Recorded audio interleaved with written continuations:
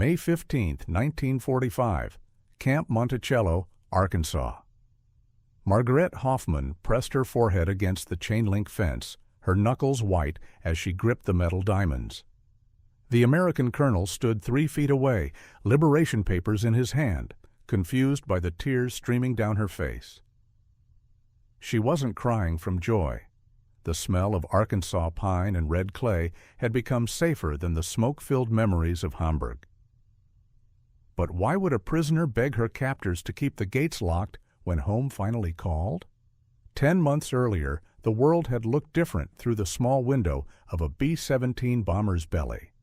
Not that Margaret could see it from inside the converted Liberty ship that carried her across the Atlantic in August 1944. She and 387 other German women, Luftwaffe auxiliaries, signal operators, searchlight crews, had surrendered to the Americans in France. The ship reeked of diesel fuel and vomit. Salt spray mixed with the sweat of too many bodies in too small a space. Beside her in the hold, Ilse Brenner, 23 years old from Dresden, clutched a water-stained photograph of her parents' bakery. The image showed a 3-story building with carved wooden angels above the doorway. Ilse had operated anti-aircraft searchlights since 1942, painting the night sky with columns of white light, hunting for British bombers. Her hands, once soft from kneading dough in her father's shop, had grown calloused from cranking the searchlight's heavy wheels. Anna Richter sat across from them, older at 31, her Luftwaffe uniform still pressed despite 5 days at sea. She had been a communications specialist at a fighter base outside Paris, translating intercepted Allied transmissions. Before the war, she taught English at a gymnasium in Berlin. Her students had called her Fräulein Professor because she insisted on perfect pronunciation. Now she listened to the American guards above deck, their casual drawls so different from the textbook English she had taught. The ship's engines thrummed through the metal floor. Someone had scratched "Gott mit uns" into the paint near Margaret's bunk. God with us. The irony wasn't lost on her.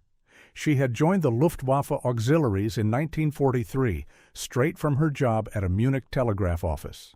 Her mother had sewn the eagle insignia onto her uniform with pride. "Serving the fatherland," she had said, kissing Margaret's cheek at the train station. That was before the phosphorus bombs fell on Hamburg, where her aunt lived, or had lived. No one knew anymore.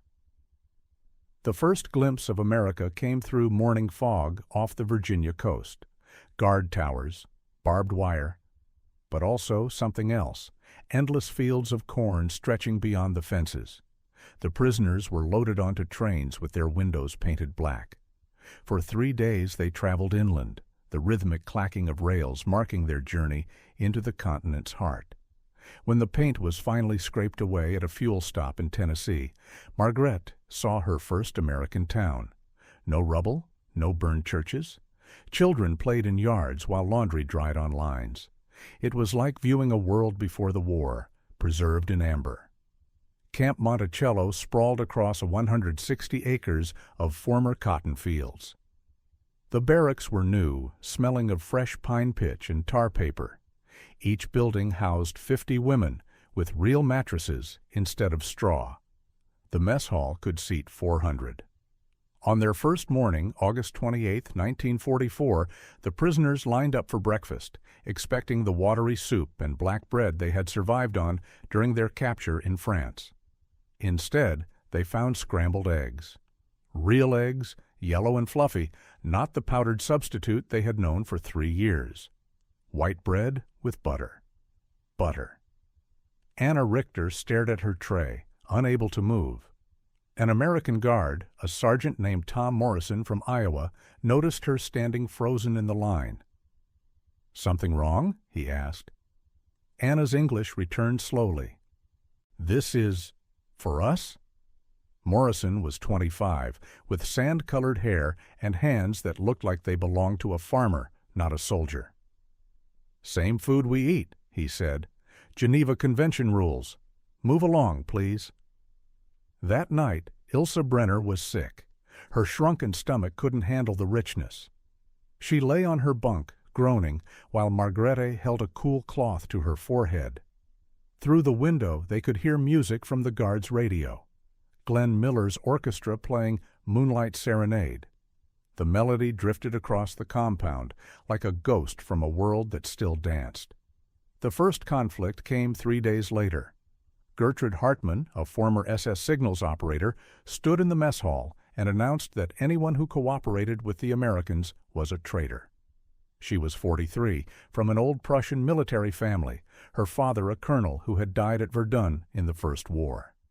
Her gray eyes swept the room like searchlights. "We are soldiers of the Reich," she declared. "We do not fraternize with the enemy." Anna Richter stood up slowly.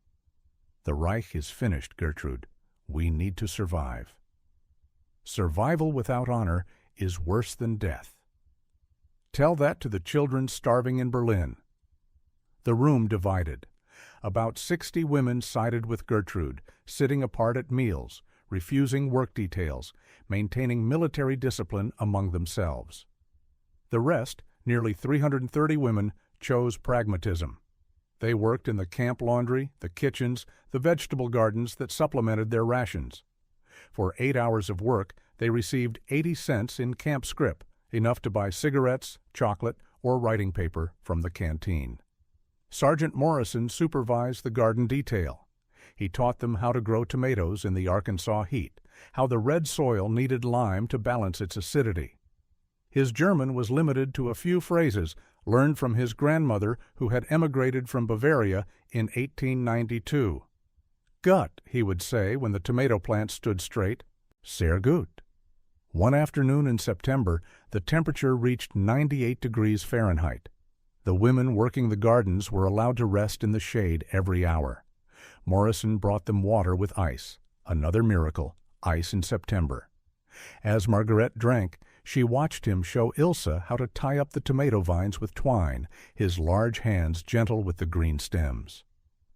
"Why?" Margrethe asked in her broken English. "Why are you kind?" Morrison looked uncomfortable. "You're people," he said. "Just people." That night, Margrethe lay awake thinking about those words. In her training, Americans had been described as mongrels, a mixture of inferior races, led by Jewish bankers. But Morrison's kindness had no agenda. It was simple, like water to the thirsty. By October, the camp had developed routines. Reveille at 6 a.m., breakfast at 6:30, work details from 8 to noon, lunch, then more work until 5 p.m., dinner at 6, then free time until lights out at 9:30. The women were allowed to receive mail through the International Red Cross. The first letters arrived in November, taking 4 months to cross the destroyed postal systems of Europe. Anna Richter's letter came from her sister in Berlin. Half the city was rubble. Their parents' apartment building had been hit in an RAF raid in September. No survivors from the 3rd floor. Anna read the letter 3 times, then walked to the fence and stood there until dark, watching the Arkansas sunset paint the sky the color of fire. Ilse Brenner received no letter. Dresden had been a communication void since February. She knew what that meant, but couldn't say it aloud. Instead, she threw herself into kitchen work, baking bread with American flour that was white as snow, not the gray mixture of sawdust and grain she had known in the last years of the war. The camp had a small library stocked with donated books from nearby towns. Margrethe found a copy of Gone with the Wind in German translation. She read about another war, another defeat, another world destroyed and rebuilt. The American South had survived its catastrophe. Perhaps Germany could too. Perhaps. Winter came early that year. By December, frost covered the fields each morning. The barracks had wood stoves, and each woman received 2 wool blankets. Compared to the Russian front stories they had heard, where German soldiers froze in their trenches, it was luxury. Some of the women began to feel guilty about their comfort. They were eating better than they had in years while Germany starved. Gertrude Hartmann used this guilt like a weapon. "You grow fat on American food while German children eat rats in the ruins," she would say at dinner, loud enough for everyone to hear. "You are collaborators, traitors." The breaking point came on December 15, 1944. A new prisoner arrived, transferred from another camp. Her name was Liesel Müller, and she had been a nurse with a Wehrmacht field hospital. She brought news from the European theater. The Ardennes offensive, what the Americans called the Battle of the Bulge, was failing. Germany was losing on all fronts. But that wasn't what shattered the room's silence. Liesel had been captured near Buchenwald 3 weeks after its liberation. She had seen the photographs the Americans carried, showing them to every German they met. Skeletal bodies stacked like cordwood, the ovens, the mass graves. "It's propaganda," Gertrude Hartmann said immediately. "Lies to break our spirit." Liesel's eyes were hollow. "I saw the buildings. I smelled it. It was real." The room erupted. Some women refused to believe it.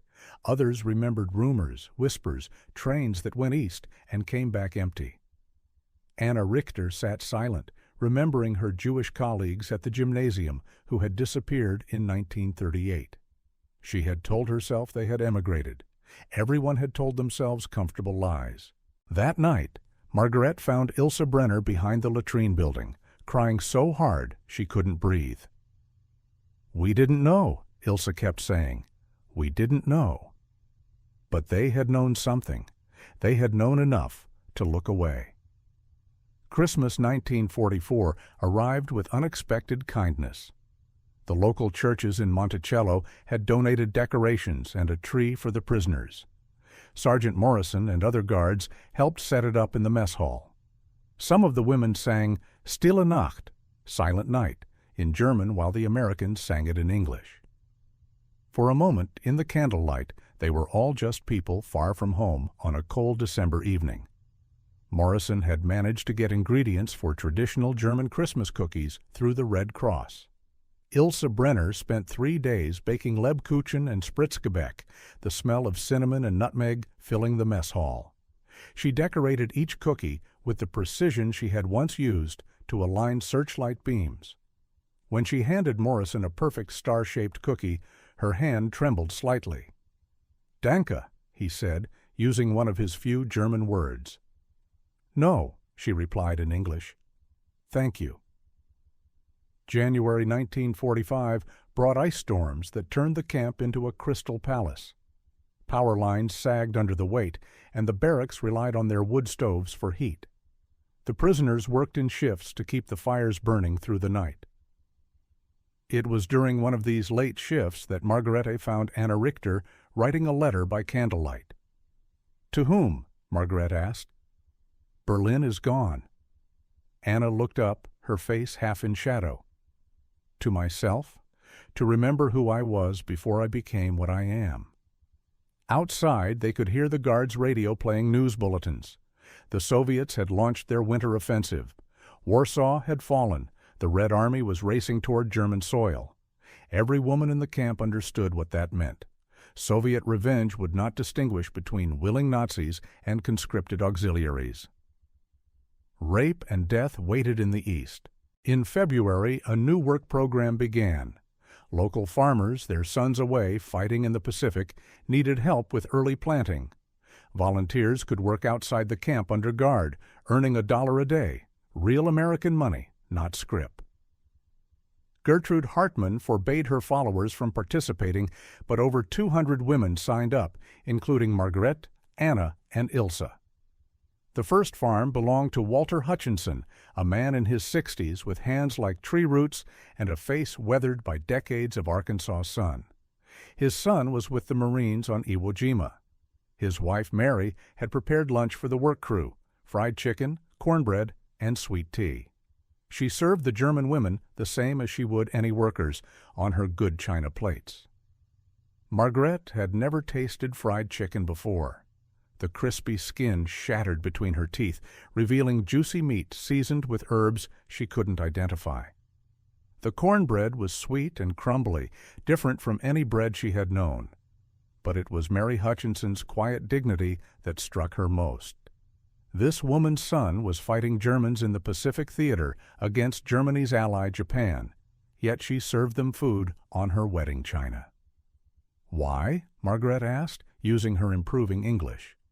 Mary looked at her directly. "Christian charity doesn't check passports," she said. The work was hard, turning soil, planting seeds, building fence lines. But it was honest work under open sky. No searchlights hunting bombers, no cables carrying orders for destruction. Just earth and seeds and the promise of green things growing. Ilsa worked beside Morrison, who had volunteered for farm guard duty. They spoke little, but a rhythm developed between them. He would point, she would understand. They would work in comfortable silence. One afternoon, while repairing a fence, Morrison's hand slipped on the hammer, and he cursed softly. Ilsa laughed, a real laugh, the first Margaret had heard from her since their capture. Morrison looked embarrassed, then smiled. It was such a small moment, but in it something shifted. They were no longer guard and prisoner, victor and vanquished. They were two young people sharing a laugh over a clumsy mistake. That evening, Gertrude Hartmann confronted Ilsa at dinner. "You laugh with the enemy while Germany burns." Ilsa stood slowly, her voice steady. "Germany burned because of people like you, Gertrude. People who never questioned, never doubted, never allowed themselves to be human." The slap echoed through the mess hall. Ilsa touched her reddened cheek, then walked away without another word. Gertrude's faction began to shrink after that.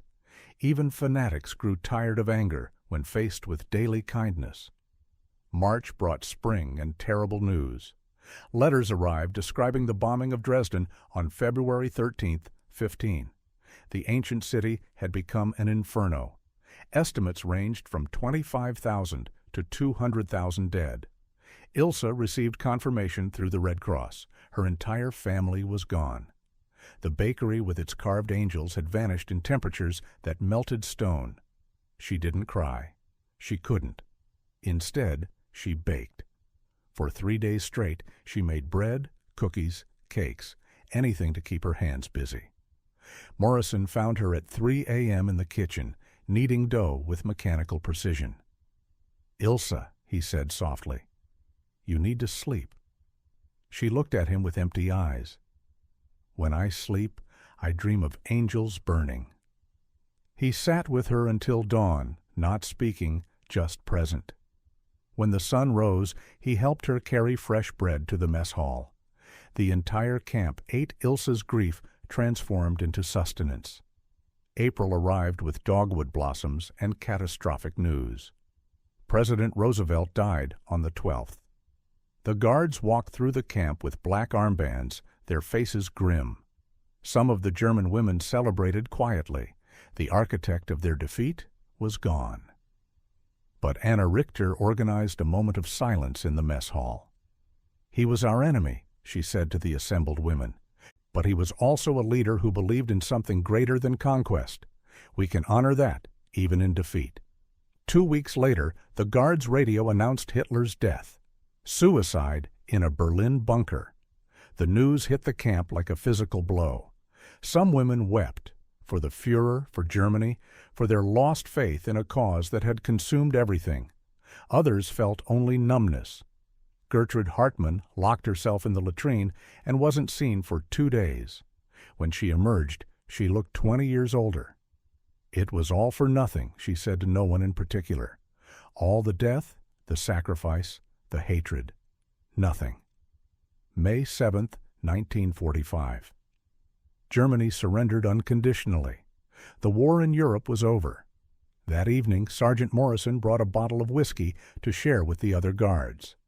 Through the fence, the prisoners could see them toasting victory. But there was no celebration, no gloating, just tired men drinking to survival. The next morning, Colonel James Patterson, the camp commander, assembled all prisoners in the main yard. He was a tall man from Virginia, with gray eyes and a voice that carried without shouting. "The war in Europe is over," he announced. "You are no longer enemies of the United States. Repatriation procedures will begin immediately. You'll be processed and sent home as soon as transport can be arranged. Home. The word rippled through the assembled women like wind through wheat. But instead of joy, Margaret felt ice in her stomach. Home to what? Hamburg was rubble, her family scattered or dead, and the Russians controlled half of Germany. That evening, Anna Richter organized a meeting in her barracks. Nearly 100 women attended, their faces etched with the same fear. "We need to know what we're going home to," Anna said. "I've been listening to the radio, practicing my English with the guards. Germany is divided into occupation zones. The Soviets have the East. There are stories, terrible stories about what they're doing to German women." A young woman named Christina spoke up. She was 19, from East Prussia. "My cousin escaped the Soviet advance. She said they raped every female from 8 to 80. Then they shot the witnesses." "But we can't stay here," someone said. "We're prisoners." Anna looked around the room. "Are we? We eat 3 meals a day. We sleep in warm beds. We work for wages. The guards treat us with respect. What awaits us in Germany? Starvation, homelessness, and if you're in the Soviet zone—" She didn't finish. The debate raged for hours. Some women had children in Germany, parents, husbands who might have survived. They had to return. Others had nothing left but citizenship in a country that no longer existed. The Third Reich was gone, and no one knew what would replace it. Over the next week, Red Cross representatives arrived to interview each prisoner. They brought photographs from Germany, cities reduced to moonscapes, refugees streaming west, soup kitchens with lines stretching for blocks.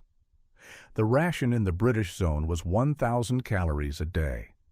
In the Soviet zone, no one knew because few witnesses survived to tell. Margarete met with a Red Cross worker named Mrs. Catherine Wells, a woman from Boston with kind eyes and careful questions. "Do you have family to return to?" Mrs. Wells asked. "I don't know. Hamburg was my home." Mrs. Wells showed her aerial photographs of Hamburg. The city looked like broken teeth in a skull. "The British estimate it will take 20 years to clear the rubble," she said gently. "And if I don't want to go back?" Mrs. Wells paused. "That's not really an option, dear. The repatriation agreements are clear. All prisoners must return to their country of origin." But Margaret had been talking to Morrison, who had been talking to other guards. There were ways, applications for agricultural workers, sponsorship programs for refugees, legal technicalities that could delay repatriation for months, maybe years. That night, Ilse came to Margaret's bunk. Her eyes were red from crying, but her voice was firm. "I'm going to ask to stay." "How?" "Tom, Sergeant Morrison. His family has a farm in Iowa. They need workers. He said he could sponsor me as an agricultural laborer." Margaret stared at her friend. "Ilse, you know what people will say." "That I'm a traitor? A whore who fell for the enemy?" Ilse's laugh was bitter. "My family is dead. My city is ash. My country started a war that killed millions. What exactly am I betraying?" The next morning, 23 women submitted formal requests to delay repatriation. They cited various reasons: illness, pregnancy, essential war testimony needed by American authorities. But everyone knew the real reason. They were afraid to go home.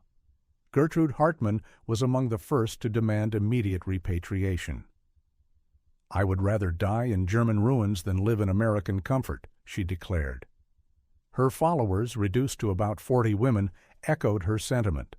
They were processed quickly, eager to return to whatever remained of the fatherland. But for every Gertrude, there were 3 women, like Margaret, caught between worlds. The camp routine continued, but with a strange new tension. They were no longer prisoners in the traditional sense, but they weren't free either.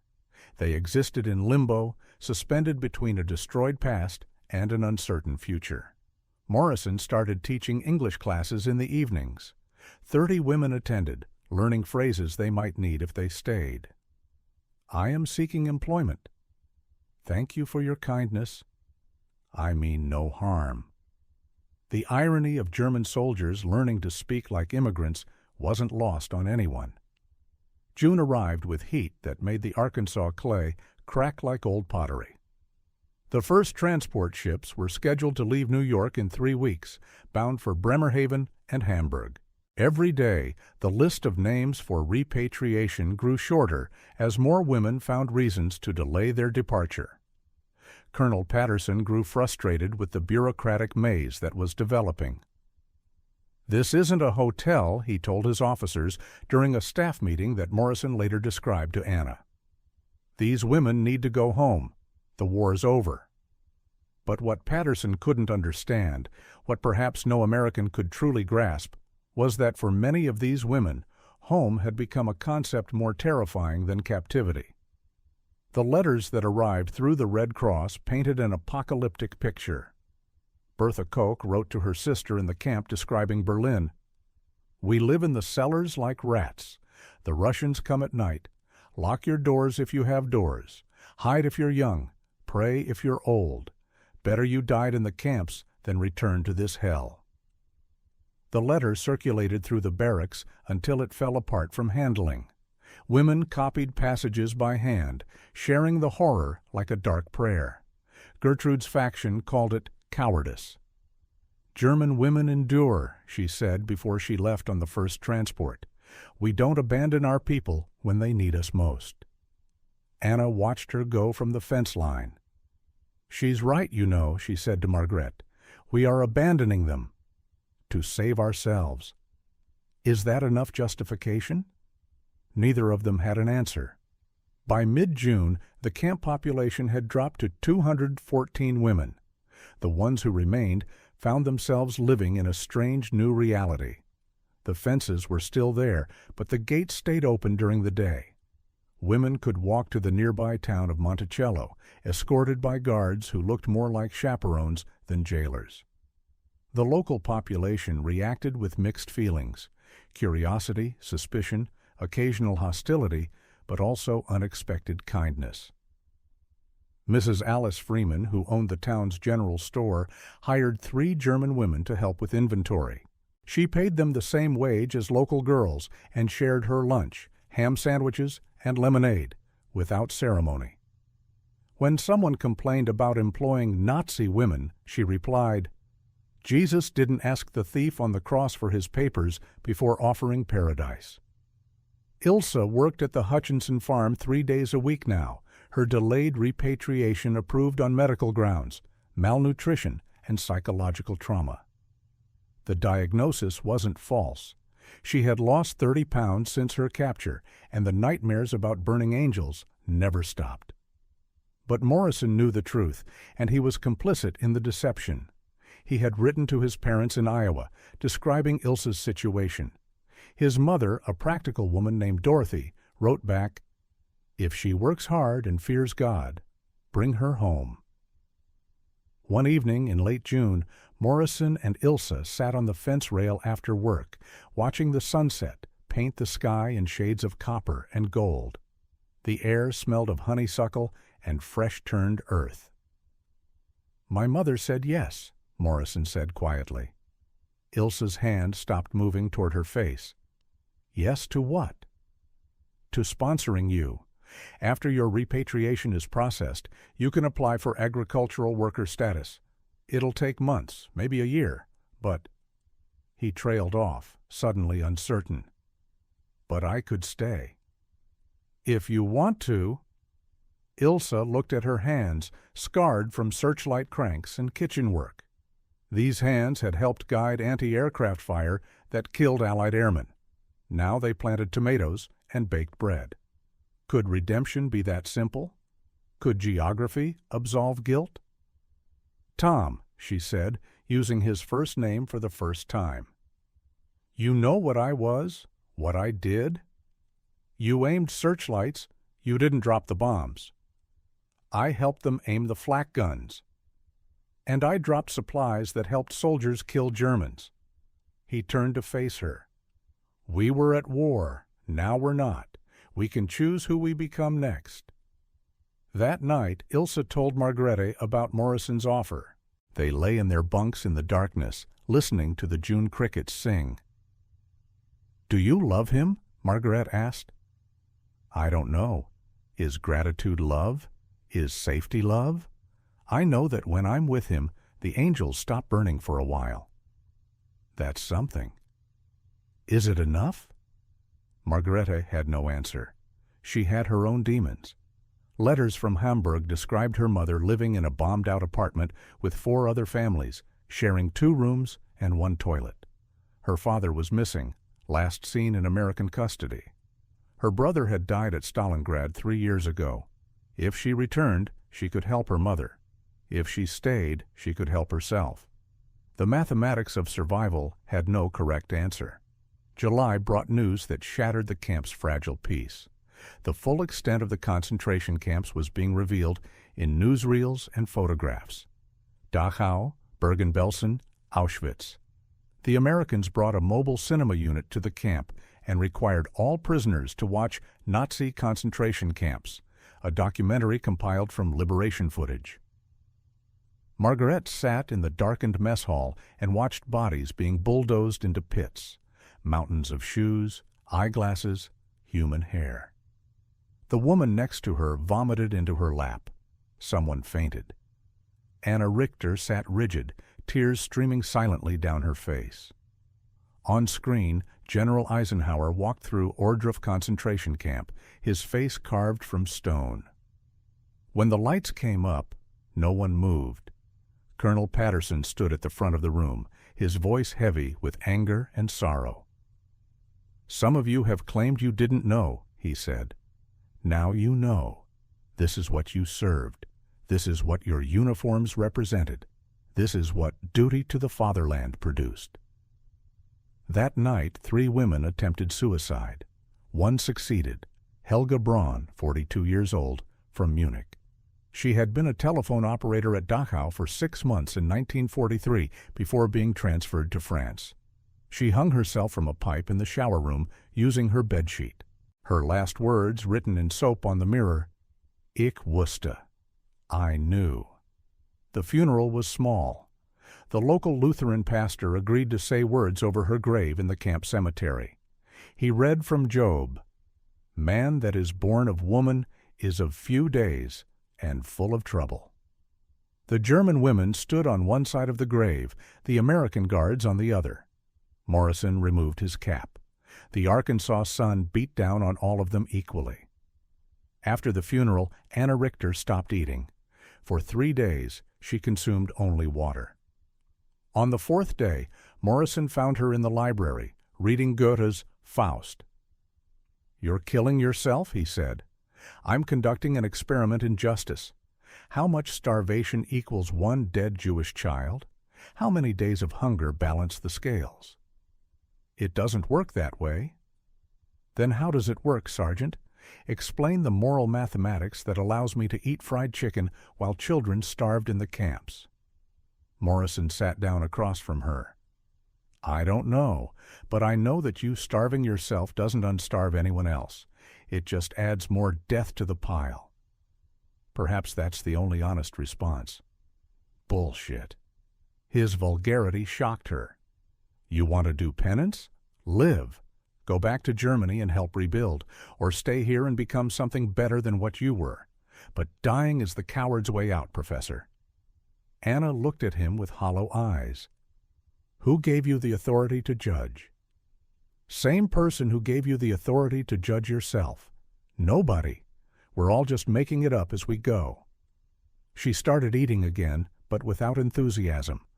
Food became fuel, not pleasure. The guilt sat in her stomach like stones. August 6, 1945. The radio announced that America had dropped an atomic bomb on Hiroshima. 3 days later, another on Nagasaki. The destruction was beyond comprehension. Entire cities vaporized in light and heat. Japan surrendered on August 15th. The war was truly over. The news created a strange solidarity in the camp. German and American alike struggled to process the magnitude of atomic weapons. If nations could unleash such power, what did individual guilt matter? The existential scales had shifted. "We're all guilty now," Anna said during an evening discussion in the mess hall. "The entire species. We've learned to destroy worlds." But the immediate question remained, what would happen to the women who didn't want to go home? By September, only 147 remained in Camp Monticello. The repatriation deadline had been extended twice, but patience was wearing thin. The State Department wanted the camps closed. The War Department wanted to redeploy guards to occupation duty in Germany and Japan. Colonel Patterson received orders to process all remaining prisoners by October 15, 1945. No more delays except for documented medical emergencies or active legal proceedings.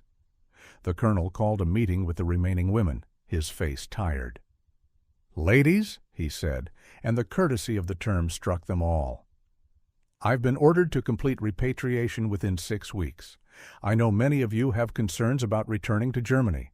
I understand those concerns, but my hands are tied." Margaret stood up. Her English had improved dramatically over 14 months. "Colonel, what if we refuse to board the ships?" Patterson looked at her with something like respect.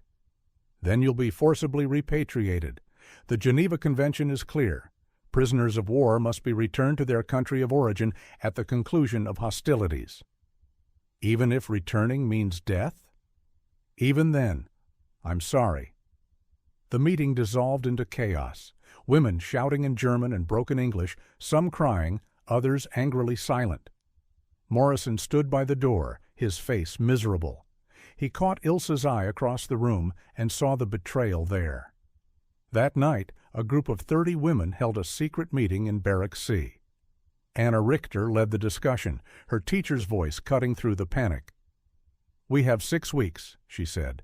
"In that time, we need to create legal reasons for delay. Marriages to American citizens, asylum applications, sponsorships, whatever it takes." "Who would marry us?" someone asked. "We're the enemy." "We were the enemy.